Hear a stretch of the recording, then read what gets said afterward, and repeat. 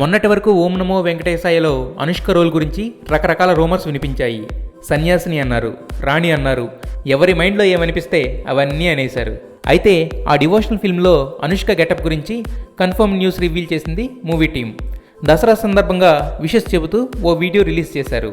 ఆ వీడియోలో దుర్గమ్మగా అనుష్క ప్రచండ తాండవం చేస్తుంది అంటూ క్యాప్షన్ పెట్టి గెటప్తో సహా రివీల్ చేశారు. అనుష్క గెటప్ చూస్తే ఒళ్ళు జలదరిస్తుంది. ఒక చేతిలో జ్యోతి, మరో చేతిలో త్రిశూలం, అమ్మవారిగా ఆగ్రహం కురిపించే రౌద్ర రూపంతో ఈమె అనుష్కేనా లేక అమ్మవారే దిగొచ్చిందా అన్నంతగా సెట్ అయింది. రమ్యకృష్ణ తర్వాత మళ్ళీ ఆ తరహా పాత్రలో అంతగా మెప్పించింది మాత్రం ఖచ్చితంగా అనుష్కనే. ప్రస్తుతం మహాబలేశ్వరంలోని కొన్ని రియలిస్టిక్ లొకేషన్స్లో కీలక దృశ్యాల చిత్రీకరణ జరుపుకుంటుంది ఓం నమో వెంకటేశాయ. కె రాఘవేంద్రరావు ఖచ్చితంగా ఆ వెంకటేశ్వరుడికి సినీ నీరాజనం సమర్పించడానికి హిట్ కొట్టాలన్న కసితో సినిమాని మలుస్తున్నారు.